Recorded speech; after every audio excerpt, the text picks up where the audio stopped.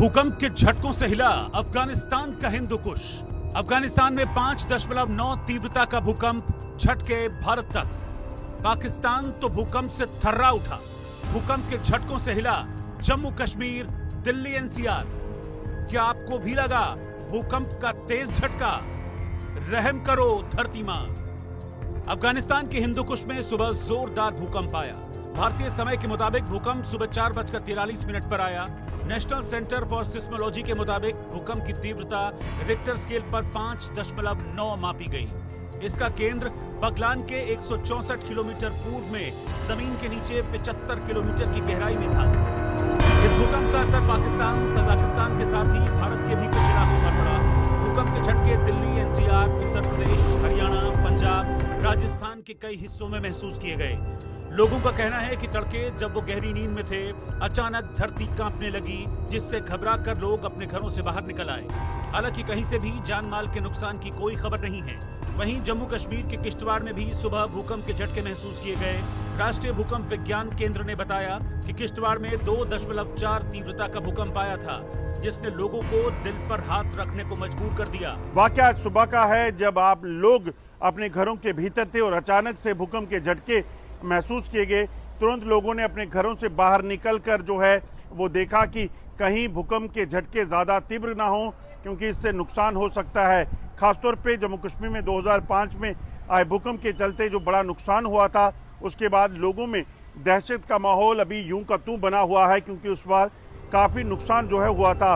अफगानिस्तान के पर्वतीय क्षेत्र हिंदू कुश में आने वाले भूकंप अक्सर उत्तर भारत तक असर दिखाते हैं, क्योंकि एक क्षेत्र सक्रिय भूकंपीय पट्टी में आता है। भारतीय भूकंपीय जोन मैप के मुताबिक दिल्ली और आसपास के राज्य जोन 4 और कुछ हिस्से जोन 5 में आते हैं, जहां भूकंप आने की संभावना काफी ज्यादा रहती है। रीजन यहाँ तो अर्थक्वेक पहले भी आए हैं, अभी भी आ रहे हैं और आगे भी आएंगे, क्योंकि ये जोन ही ऐसा है जिसको हम अर्थक्वेक प्रोन जोन कहते हैं और सेस्मिक एक्टिव जोन कहते हैं।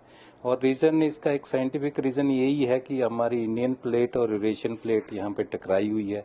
इंडियन प्लेट नॉर्थ की तरफ जा रही है, यूरेशियन प्लेट साउथ की तरफ जा रही है, जिससे ये अर्थक्वेक आ रहे हैं, उसी से हमारे पहाड़ बने हुए हैं।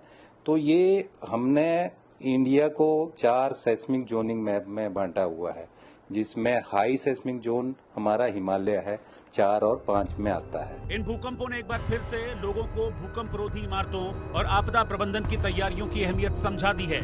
म्यांमार की हालत सभी देख चुके हैं, इसीलिए खतरा बड़ा है। हर कोई भूकंप से सहमा हुआ है। कोई भी टेक्नोलॉजी ऐसी नहीं है, और क्या पूरे विदेश देश में कोई ऐसी टेक्नोलॉजी नहीं है जो ये पता लगा पाए कि अर्थक्वेक आने की संभावना या फिर कुछ जताया जा सके? देखिए, अर्थक्वेक आने की संभावनाएं तो हम जताएं। प्रिडिक्शन के 4 स्टेज हैं। हम लोगों ने अपना रिसर्च किया है, एनसीएस का ही रिसर्च है, कि हमने 4 स्टेज में प्रिडिक्शन को बांटे हैं। जैसे आपको पहले कहा कि आप पूछिए कि अर्थक्वेक कहाँ होगा, हम आंख बंद करके बोलेंगे अर्थक्वेक जो है हिमालय में होगा, या अर्थक्वेक अंडमान निकोबार में होगा, या अर्थक्वेक भुज में होगा। ये जोनिफाई किया हुआ है कि ये जो है अर्थक्वेक प्रोन जोन्स है बाय डूइंग आवर स्टडी, क्योंकि वहां पर जो plate configuration, collisional subduction tectonics plus interplate के बाद ट्रिपल जंक्शंस और सब और आंतरिक मटेरियल्स जो हैं उसके बेसिस पर हम किए हैं। तो पहला है कि हम एंटिसिपेट करते हैं, फिर उसको हम जस्टिफाई करते हैं कि क्यों ये अर्थक्वेक यहाँ पर ही होता है। उसका जस्टिफिकेशन साइंटिफिकली देते हैं कि यहाँ जो है अर्थक्वेक जो है फ्रेजाइल्स है, इनका मूवमेंट है काफ़ी कंप्रेस्ड है, इसलिए टूटेंगे। और फिर हम उस पर एक्सपेक्ट करते हैं कि बड़ा अर्थक्वेक यदि 1950 में यदि आपका लोहित अर्थक्वेक अरुणाचल में हुआ है 8.7 का, तो इतना दिन तक नहीं हुआ, फिर हो सकता है करीब 70-80 वर्ष होने वाला है, तो हम फिर वेट कर सकते हैं कि वहाँ पर होगा। ये विश्व में ऐसे ही करता। तो क्या हुआ? एंटिसिपेशन, जस्टिफिकेशन, एक्सपेक्टेशन, ये हम करते हैं। इसलिए हम कह सकते हैं कि अर्थक्वेक यहाँ होगा, अर्थक्वेक होना है, अर्थक्वेक ड्यू है, अर्थक्वेक हो रहा है, ये सब हम बोल सकते हैं। लेकिन कब होगा, कितना डेप्थ पे होगा और कितना स्ट्रेंथ का होगा, यही है प्रिडिक्शन। ये ऑथेंटिकेशन का जो स्टेप है, we have not still crossed. विश्व में कोई भी ऑथेंटिकेट नहीं कर पाया। हम जो अर्थक्वेक आता है, जिसको लोग अर्ली वार्निंग बोलते हैं, वो पी वेव होने के बाद, मतलब अर्थक्वेक हो जाता है, उसके बाद का जो वेव आते हैं वो डेंजरस होते हैं, जैसे एस वेव, सरफेस वेव। तो हम देखते हैं कि पी वेव के बाद कितना देर के बाद एस वेव आएगा।